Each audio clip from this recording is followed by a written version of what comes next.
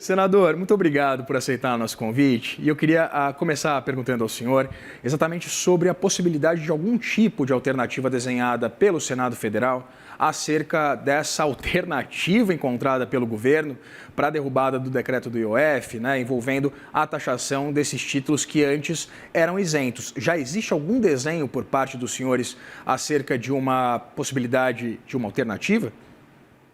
Olha, a questão está absolutamente judicializada. 3 partidos políticos, uma decisão do Congresso e, finalmente, a decisão do governo federal de recorrer ao Supremo. Ela está, como disse o ministro Haddad, já não é mais nem econômica nem política. Segundo a posição dele, é jurídica. Eu penso diferente. Eu acho que a decisão jurídica mais sensata que o ministro Alexandre Moraes, professor da Faculdade de Direito Largo de São Francisco, símbolo da nossa escola jurídica, ele não vai esquecer da Carta Magna.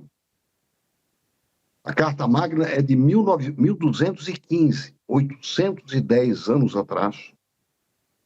Foi inventado o parlamento para quê? Para impedir que o rei aumentasse impostos ou criasse impostos sem autorização do que veio a ser o parlamento. O professor da Faculdade lá de São Francisco não tem como dizer que o governo pode transformar um imposto regulatório para favorecer e estimular o mercado financeiro, transformar isso em arrecadatório. Isso é uma agressão, porque nos remete a contrariar um instrumento jurídico que tem 810 anos. Se for jurídico, nós vamos ter uma decisão sensata de dizer que o Congresso agiu dentro da lei e dentro da Constituição. Regular não é arrecadar. Se há dificuldades financeiras e não dá para cortar despesas, tem que achar outra forma. Tem que ter outras prioridades. E pensando exatamente nesse momento, né?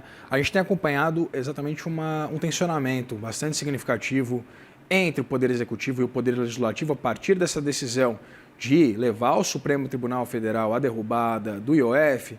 E eu queria uma avaliação do senhor, que conhece tão bem o Parlamento, exatamente sobre esse artifício utilizado, né, esse mecanismo utilizado pela Câmara dos Deputados, de derrubar um decreto por meio de um projeto de decreto legislativo. Queria entender, o senhor conhecendo o parlamento como conhece, se essa prerrogativa, na visão do senhor, ela é constitucional? Sim, ela é absolutamente constitucional, porque ela existe, o decreto legislativo existe para sustar uma decisão que exorbita. Neste caso, qual é a exorbitância? Transformar um imposto regulatório em fonte de arrecadação para tapar buraco.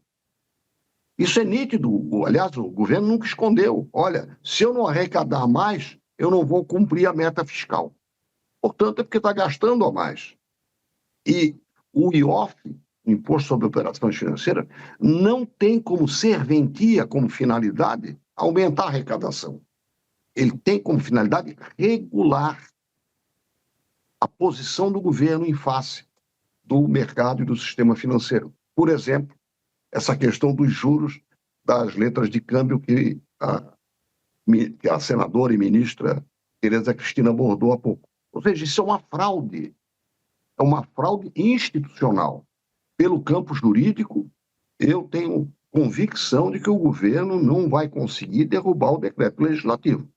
Portanto, eu reconheço que é o momento para uma negociação que respeite a Constituição, que permita que se cubram esses buracos orçamentários criados pelo próprio governo e que haja uma parceria de corresponsabilidade entre o Congresso e o Executivo. Agora, se levar para o ponto mencionado pelo ministro, o governo vai ficar numa situação difícil. E creio que é impossível o Supremo tanto o relator quanto o Supremo, esquecer que existe uma Carta Magna. Sem a representatividade do Congresso, não é possível aumentar imposto.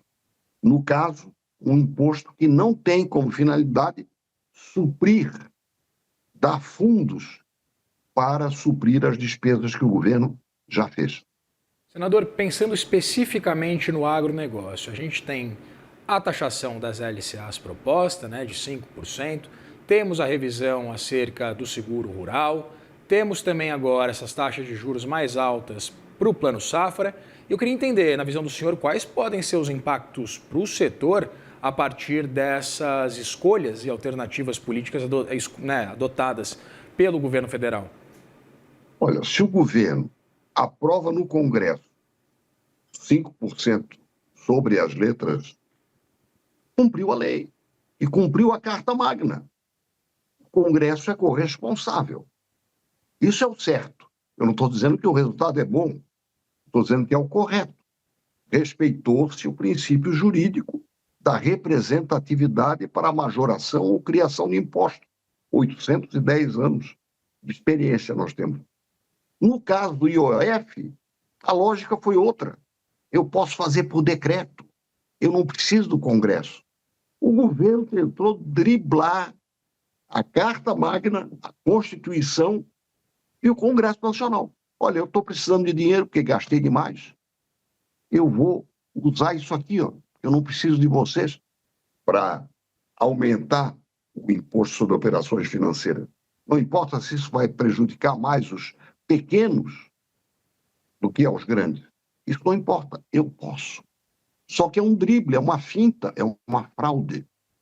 E isso ninguém vai poder esconder. É uma burla a um princípio que tem 810 anos.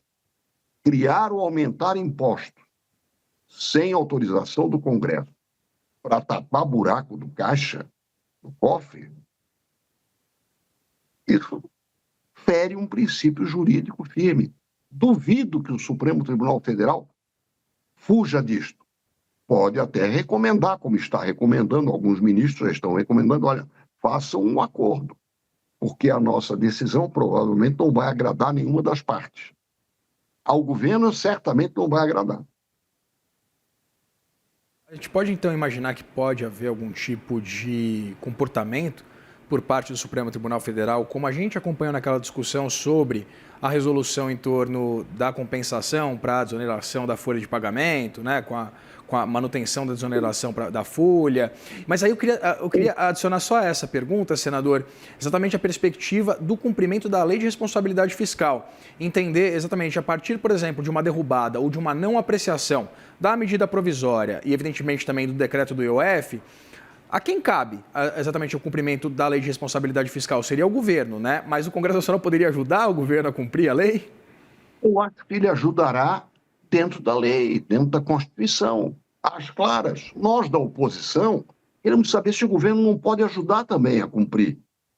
A cada 37 dias, presta bem atenção, a cada 37 dias, nesses 2 anos e meio, o governo aumentou impostos dentro da lei.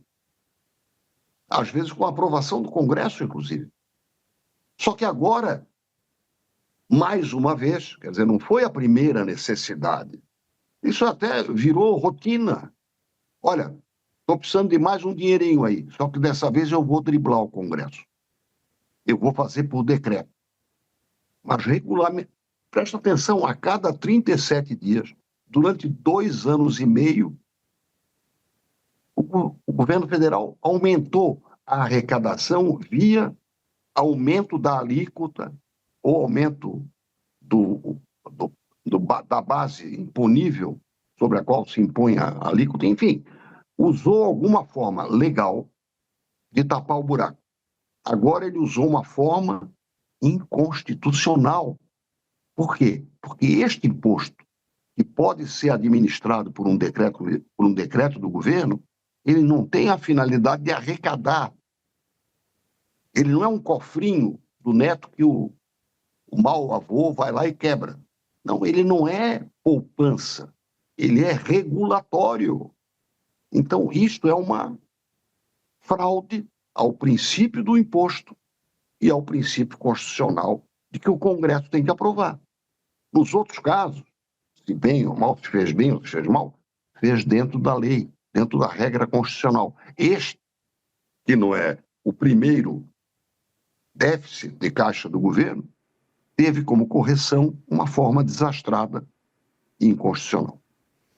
Conversou aqui com o senador Esperidião Amin, do PP de Santa Catarina. Eu queria dizer uma coisa. Por favor, por favor. É necessário o acordo. Por isto é necessário o acordo. Eu não estou dizendo que o governo está errado e tem que ir para o inferno. Isso não é bom para o país. Qual seria o Mas nós acordo temos que fazer possível, senador? um acordo com compromisso. Um acordo que satisfaça o cumprimento agora não é mais teto de gasto, mas do arcabouço fiscal. Mas não deixa de ser um limite de teto de gasto, mas com compromisso de o governo se comportar.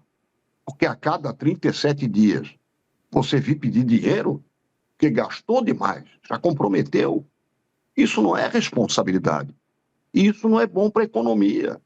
Isso cria insegurança jurídica. Então, o acordo tem que ser um acordo com compromisso. Eu não posso dar o desenho, mas eu diria, um acordo com compromisso vai ser mais barato e melhor para o Brasil. Pensando do ponto de vista da despesa, não da receita, preferencialmente, não? Também, ou seja, não é só, quase que eu disse, vir a mim, né? Seria contra mim, mas não é só vir a mim, é um compromisso nosso. Ou seja, vai até nos ensinar a sermos solidários. Eu que já fui professor de modelos de negociação, eu conheço o modelo, ainda não sei os números. Tá certo. Agora a gente conversou com o Esperidião Amin, senador do PP por Santa Catarina, a quem eu agradeço pela disponibilidade de conversar aqui com o CNN Money. Senador. Um abraço. Até mais.